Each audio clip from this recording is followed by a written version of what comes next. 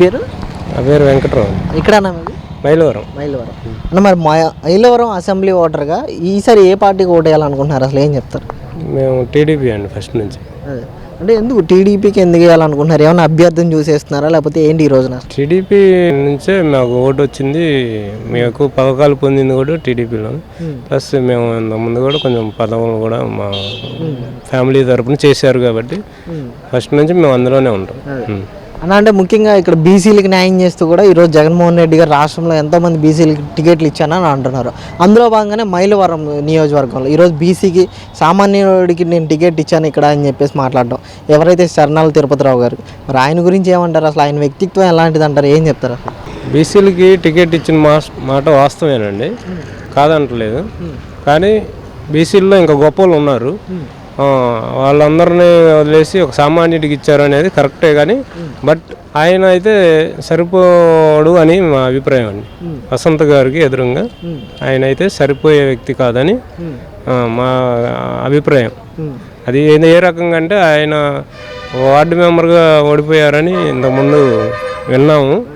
అలాగే ఆయన్ని పాపం తీసుకొచ్చి వసంత్ గారే జడ్పీటీసీగా గెలిపించారు భారీ మెజారిటీతో. మేము అప్పుడు గోపాలస్వామి గారు అని ఆయన ఆపోజిట్, ఆయన కూడా యాదవ్ గారే, ఆయనకు ఆపోజిట్గా బాగా ఎలక్షన్ చేశారు. ఇంతకుముందు ఎన్నడూ కూడా చేయలేని ఎలక్షను మొన్న 2019 తర్వాత సర్పంచులు ఎంపీటీసీలు వార్డుల్లో బాగా చేశారు. ఆ క్రెడిట్ మొత్తం నాకు తెలిసి వసంత వెంకటకృష్ణ ప్రసాద్ గారికి దక్కిద్దని నేను అనుకుంటున్నాను. ఎందుకంటే ఇంతకుముందు చాలామంది వచ్చారు, ఎవరో అంత బాగా చేయలే ఆయన.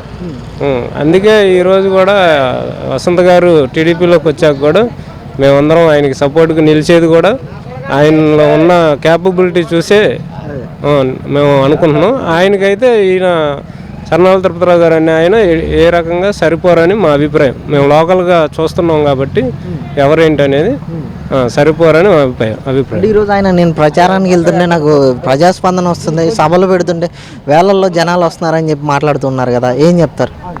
మేము ఆయన సరిపోడు అన్నాం కానీ జగన్కి క్యాడర్ ఉండేదిగా.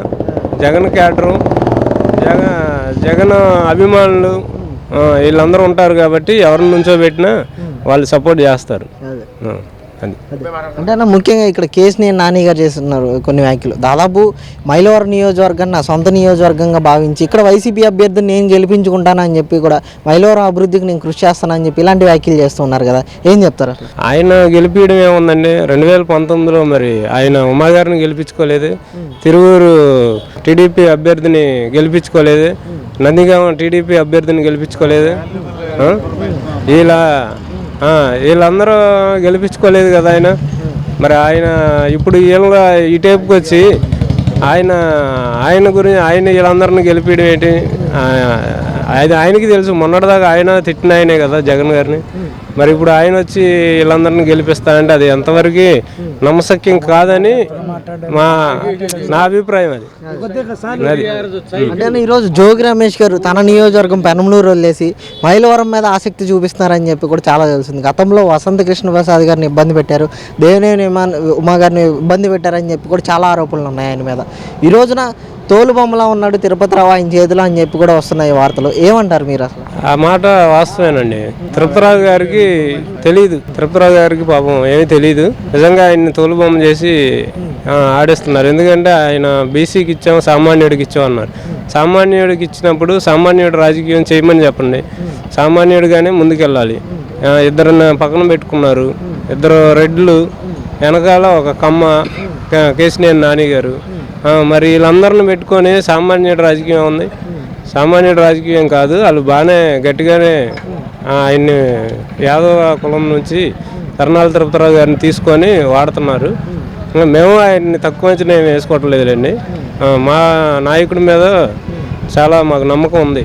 నేను దేవినేని ఉమాగారు లాంటి 3 సార్లు ఎమ్మెల్యేగా, 4 సార్లు ఎమ్మెల్యే మంత్రిగా చేసిన ఆయన్నే ఈయన తెలివితేటలతో 2019లో మేము ప్రత్యక్షంగా చూసాం రాజకీయం. ఈయననే ఆయన వసంత్ గారు అనే ఆయన అంత తక్కువ మనిషి కాదు. ఆయన రాజకీయం మాత్రం మేము ఇప్పుడిప్పుడే చూస్తున్నాం. చాలా గొప్పగా చేస్తున్నాడు ఈయన. జనాల్లో దూసుకెళ్తున్నాడు, అన్ని వర్గాలను కలుపుతున్నాడు. విభేదాలు ఉన్న వాళ్ళందరినీ ఒకరిని కలుపుతున్నాడు. నాకు తెలిసి ఇంక ప్రజల్లోకి వెళ్తే ఇంకా భారీ స్పందన వచ్చిద్దని అనుకుంటున్నాను.